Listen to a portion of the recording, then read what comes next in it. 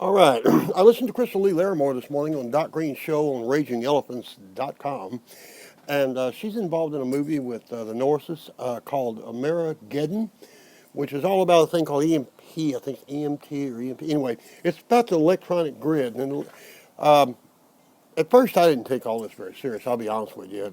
Electronic grids didn't impress me much, but I learned about them.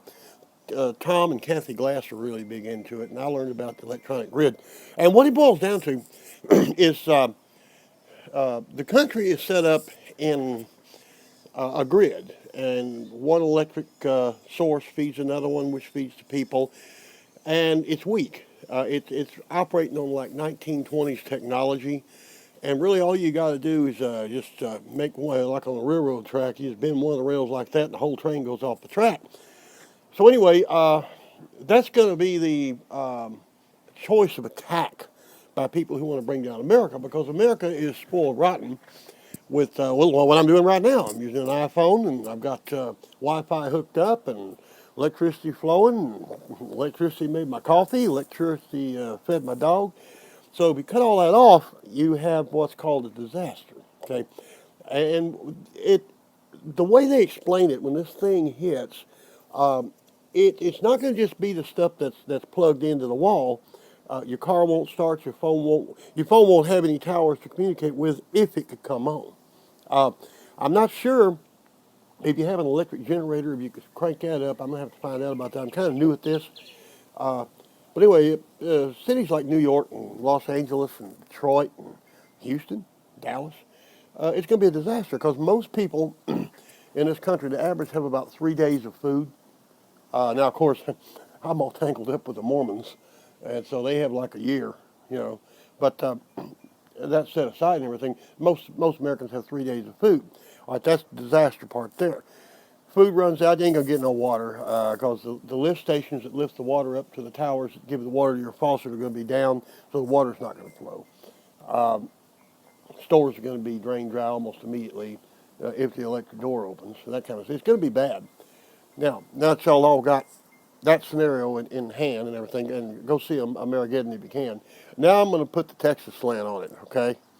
I want y'all to get a map out and take a look at Texas, and you look at Houston, San Antonio, Dallas, Fort Worth, maybe even El Paso, and all that. And they're cities just like anywhere else.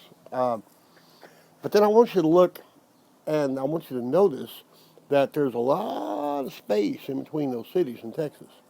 And that space is filled up with Texans, you know.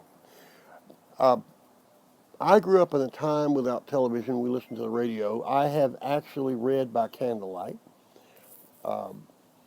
used a mechanical can opener, fire to cook stuff. In fact, we cook right out here. To this day, we use the kitchen, but we mainly cook on this big old barbecue pit because it's more fun. So you cut the electric grid off in Texas. And like I said, I don't even know if generators will work. They might. But you got this whole flock of people with a lot of cows, okay? A lot of cows and goats and birds and stuff like that. And a lot of wells and stuff like that. And it's, I want to show y'all something right here. I want to show y'all something. There's some things that the electric grid won't mess up. You know, this is one of them right here. That there is, I've checked this out, and there are no electronic parts in it.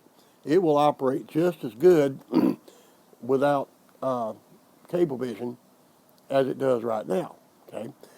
And a lot of Texans have one of these. And what's going to happen, it's going to be bad. I mean, you know, you're not going to be able to go down to H-E-B and buy a pork chop. But I guarantee you that when push comes to shove, that Texas people will rally. You will have meat to eat. There will be water. There will be water.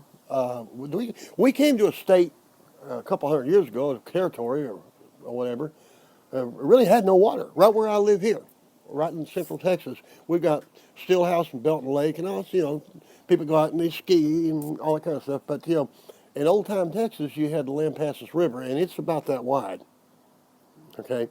So we've always had a little issue with water. So we have no problems with that. So I think what's going to probably happen if this electronic grid thing goes down is you're going to see a very independent Texas with very secure borders.